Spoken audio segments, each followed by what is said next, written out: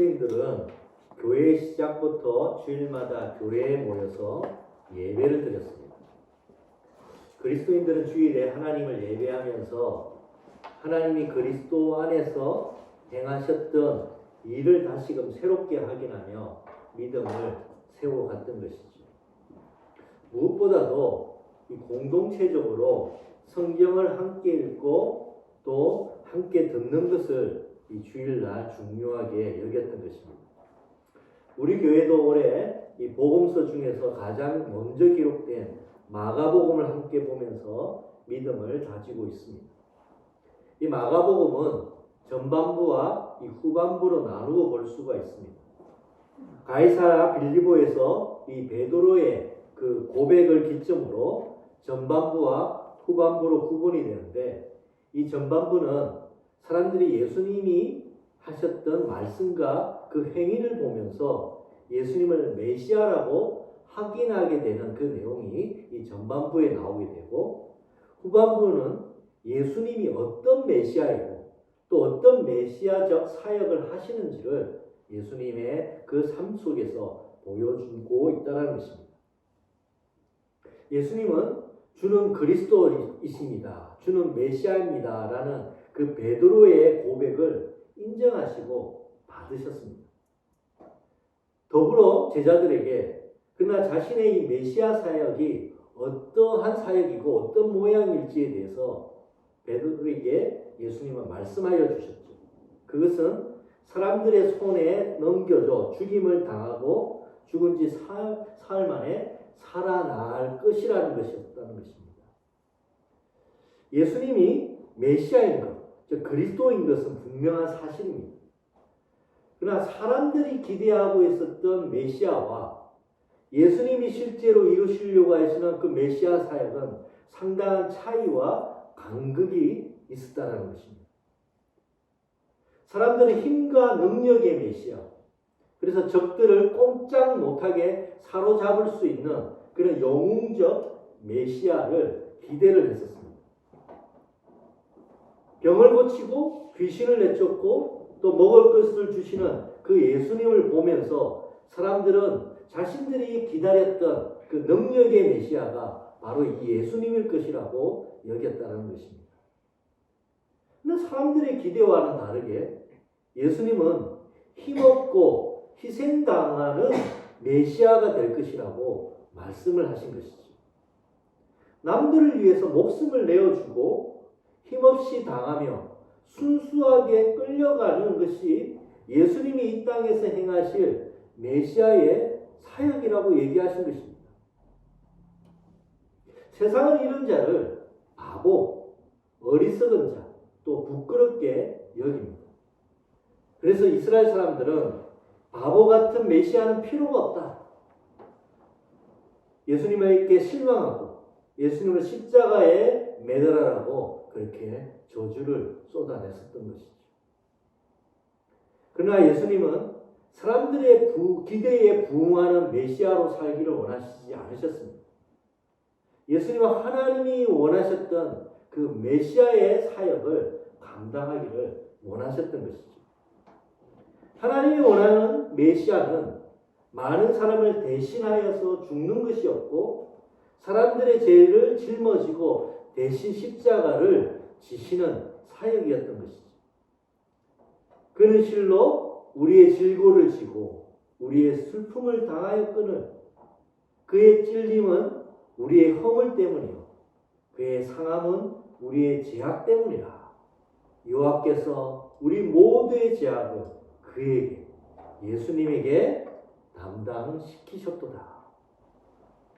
예수님은 바로 이것이 당신이 이 세상에 오셔서 감당해야 될 메시아의 사역이라는 것을 아셨고 이 사명을 묵묵히 감당하셨다는 것입니다. 예수님은 고난당하 죽는 것이 자신의 메시아 사역이라는 것을 받아들이셨고 오히려 고난과 죽음을 당당하게 앞으로 그 죽음을 맞으시러 나아가 걸어가셨던 것이죠. 이 사명을 향해서 당당하게 나아가는 그 예수님 앞에 어처구니 없는 일이 오늘 벌어지고 있었던 것이죠. 제자들이 누가 크냐라고, 내가 크냐 네가 크냐로 말다툼을 하고 있었던 것입니다.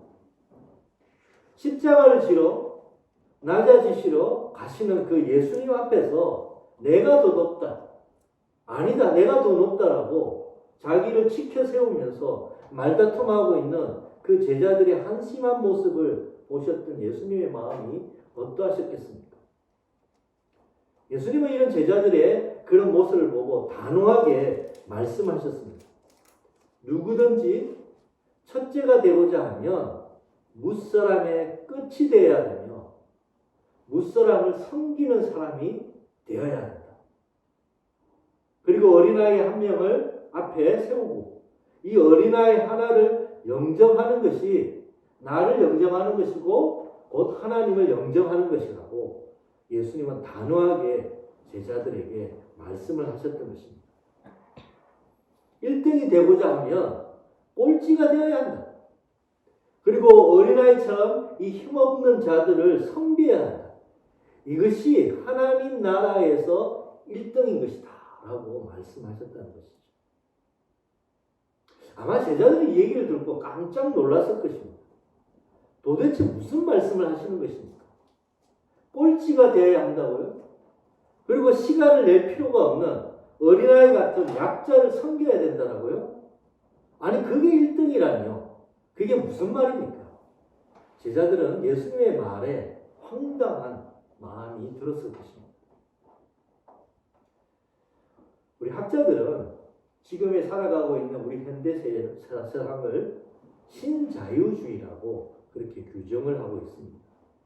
그래서 국가 간에 이 규제를 풀고 보호무역을 철폐하는 일들이 이루어지게 되었습니다. 그런데 이 신자유주의 체제가 되고 난 다음에 경쟁이 상당히 강화가 되었습니다. 모든 것을 경쟁해야만 하고 적자 생존에 무한 경쟁에 전 세계가 들어가게 된 것이죠. 이 신자유주의 체제가 되면서 사회는 적자 생존, 승자 독식의 사회로 점점 변해가고 있다는 것입니다. 우리 한국 사회도 IMF 이후로 30년간 극한 경쟁이 일상화되는 사회로 바뀌어 왔습니다.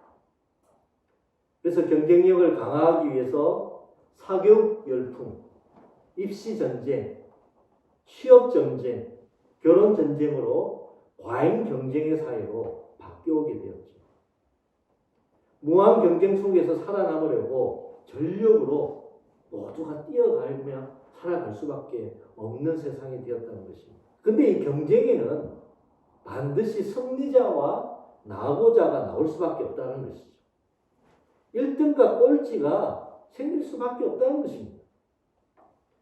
1등은 추앙을 받고 많은 혜택을 누리게 되어 있죠. 반면에 그 외에는 소외받고 배제당하는 일도 생긴다는 것입니다.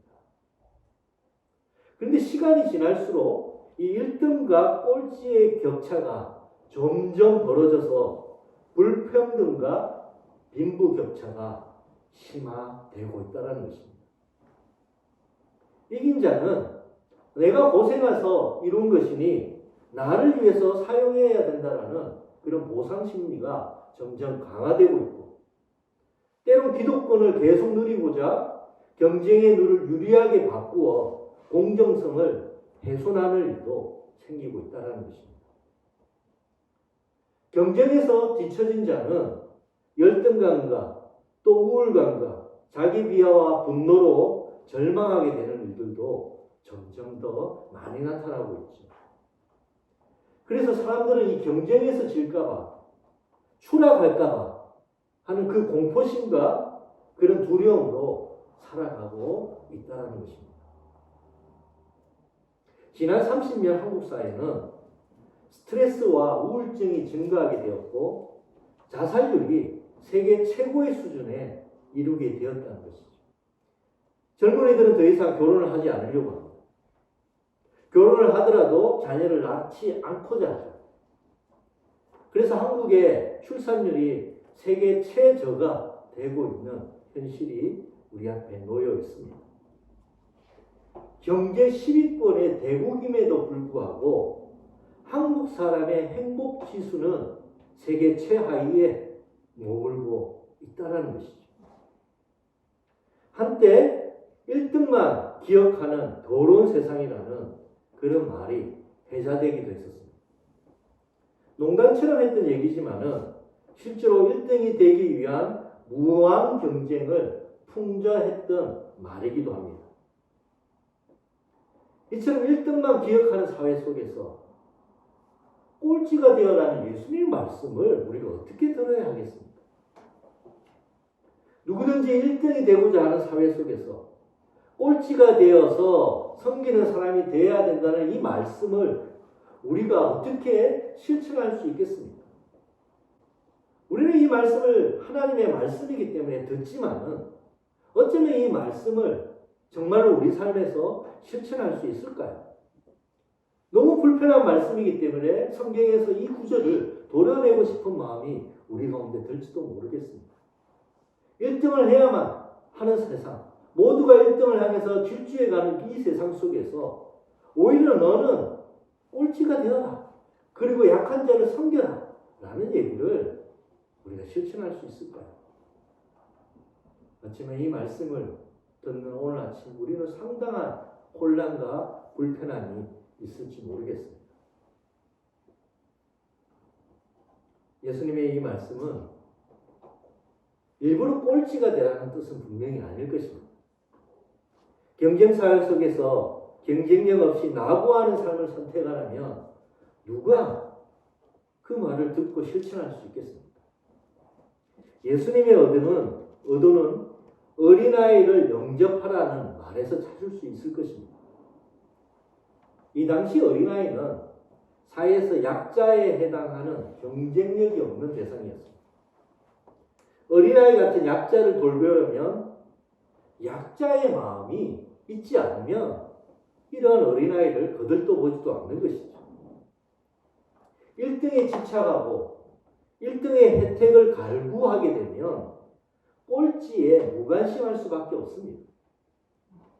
1등을 위해서 모두가 달려가는데 그러한 삶 속에서는 옆에 친구마저도 경쟁자가 되기도 하기 때문이죠. 경쟁사에서는 상대방에 대한 배려보다는 이겨야 되는 그런 적대자로 여기기가 쉽다라는 것입니다.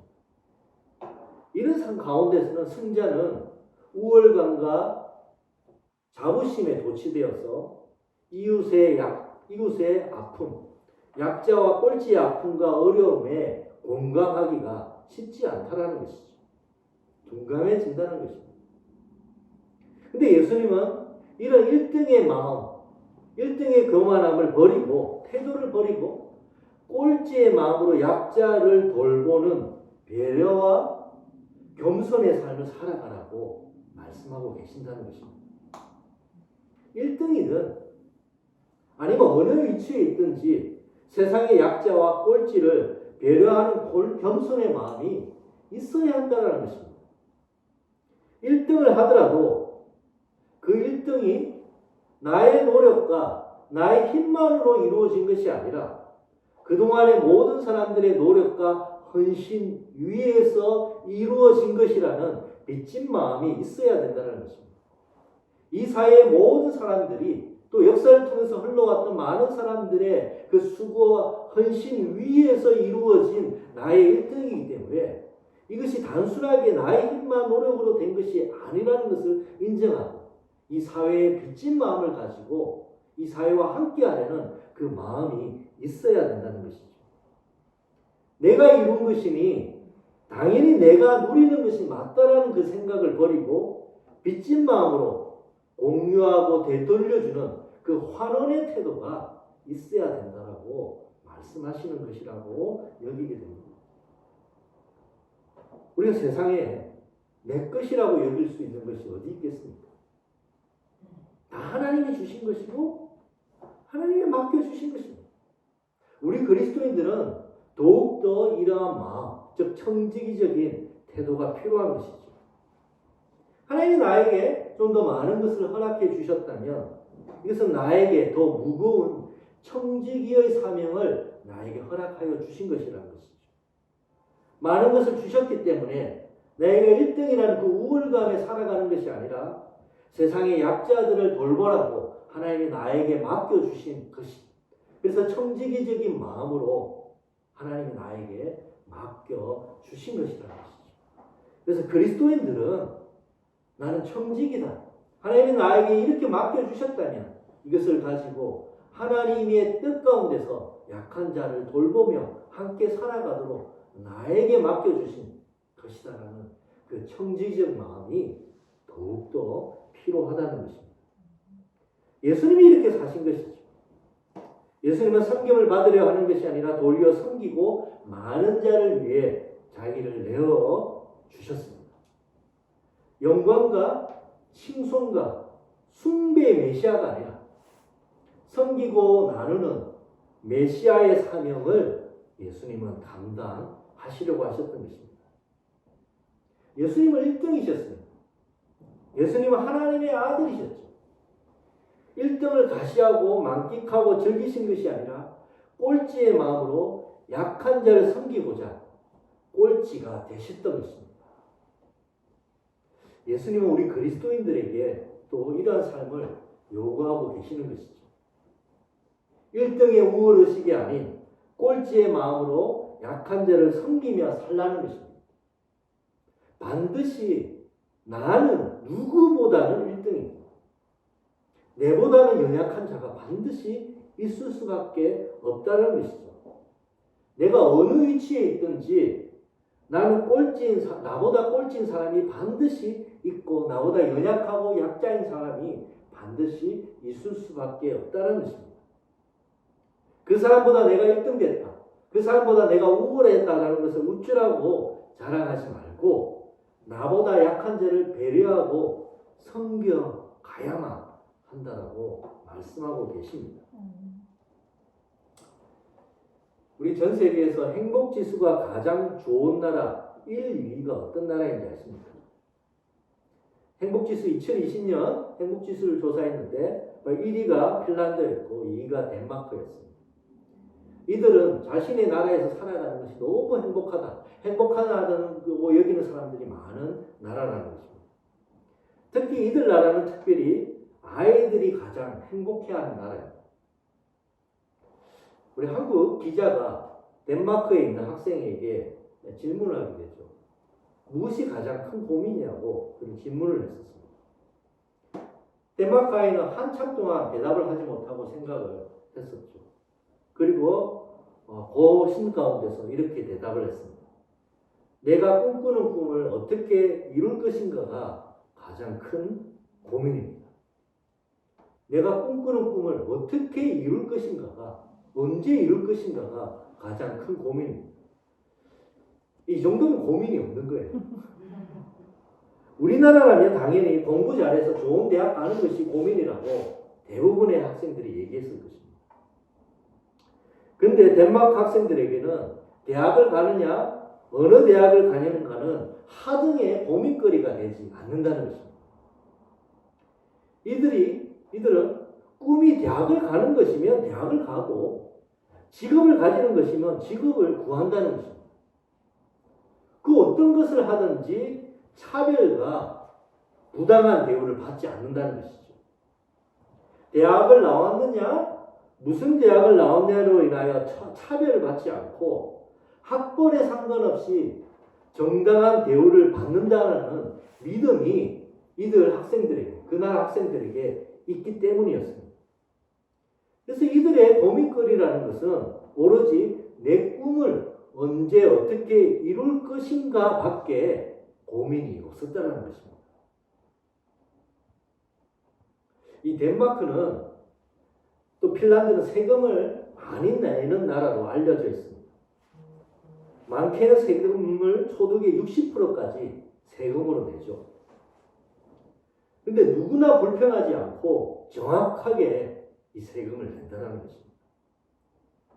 이 자신이 낸 세금이 복지 혜택이 되어서 투명하게 다시 돌아온다는 것을 알고 있기 때문이라는 것이죠. 실제로 덴마크는 무상교육, 무상 의료 서비스, 실업이나 또 육아나 장애나 노후에 대해서 국가가 보조하고 뒷받침을 분명하게 해줍니다. 위기의 순간, 우리 인생을 살아가면서 위기의 순간, 이 고비의 순간을 맞게 될 텐데 그때에 나라의 안전망이, 이 복지 혜택이 바로 이 모든 것을 가운데서 나락으로 떨어지지 않도록 보호해 줄 것이라는 그 확신과 신뢰가 이들 나라 국민들 가운데 있다는 것입니다. 이 나라가 삶을 안전하게 지켜줄 것이라는 믿음이 있기에 자기 소득의 60%를 세금으로 내는 것을 기꺼이 내고 있다는 것이죠. 이 덴마크는 경쟁 사회를 넘어서 협력과 공존과 상생의 사회가 되어가고 있는 것이죠. 그렇기 때문에 이 사회 구성원들이 행복하다고 느끼는 것이 너무나도 당연하지 않겠습니까? 성경은 미래에 이루어질 하나님 나라를 다음과 같이 묘사하고 있습니다. 이리와 어린 양이 뛰놀고 어린아이가 독사불에 손을 넣어도 물지 않는 나라라고 얘기해요. 이리와 어린 양은 어떤 관계입니까? 서로 잡아먹으려고 하는 관계죠. 근데 이리와 어린 양이 함께 뛰어논다는 것입니다. 서로 경쟁하지 않고 함께 상생하며 공존하는 그러한 세상이라는 것이죠. 어린아이가 독사불에 손을 넣어도 위협이 되지 않는 그런 평화의 세상이 하나님 나라가 임할 때에 이루어지는 세상이라고 얘기를 합니다. 저는 이 덴마크를 보면서 아마 이 하나님 나라에 조금 더 가까운 나라가 아닐까 생각을 하게 되었습니다. 이민 가고 싶은 분들이 계실지 모르겠습니다. 물론 그 나라도 자세히 들여다보면 나름의 어려움이 있고 상대적으로 힘든 사람들이 분명히 있을 것입니다.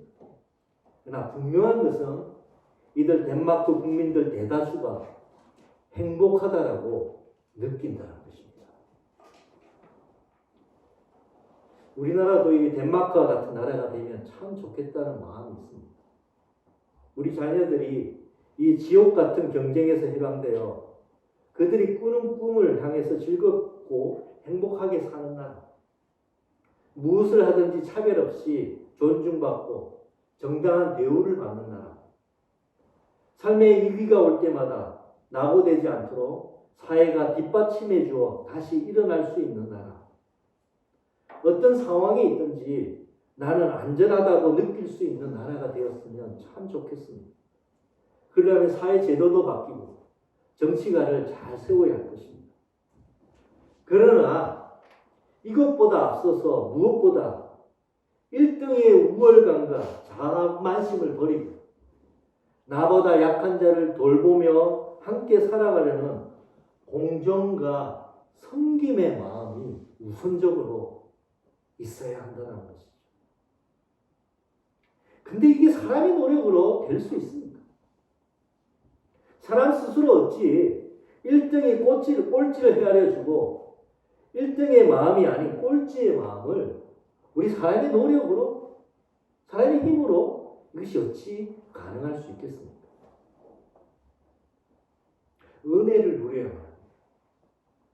예수님이 우리를 위해서 자신을 내어주신 그 은혜를 우리가 경험하지 않으면 이거 쉽지 않다는 것이죠. 예수님의 은혜가 우리를 감동시킬 때 우리가 또 예수님처럼 그렇게 살아갈 수 있는 힘을 얻게 되는 것이죠. 그래서 예수님의 사랑을 깨닫도록 은혜를 부어주시도록 우리는 기도를 해야 되는 것입니다. 예수님은 섬김을 받으러 온 것이 아니라 섬기려 하고 많은 사람을 위해서 자신을 내어주려고 오셨습니다. 이 놀라운 사랑이 우리 마음에 부어지고 깨달아질 때 우리는 예수님처럼 사라지는 것이죠. 오늘 예수님의 사랑이 우리 가운데 부어져 깨달아지는 은혜가 있기를 원합니다. 예수님은 우리에게 분명하게 말씀하십니다. 누구든지 첫째가 되고자 하면 무사람의 끝이 되어야 되며 무사람은 섬기는 사람이 되어야 됩니다. 이것이 하나님 나라에서 1등이구나. 이것이 하나님의 백성의 참된 모습이고 하나님이 그를 칭찬하며 존귀하게 여겨지는 모습이다라고 얘기하고 계시다는 것입니다. 우리가 사도행전을 보게 되면 처음에 믿음의 사람들이 이루었던 초대교회의 모습은 내 것을 내 것이라고 여기지 않고 공유하며 섬기며 나누는 교회였다는 것입니다. 1등이 꼴찌를 생각하고 있는 자가 없는 자를 섬겼다는 것이죠.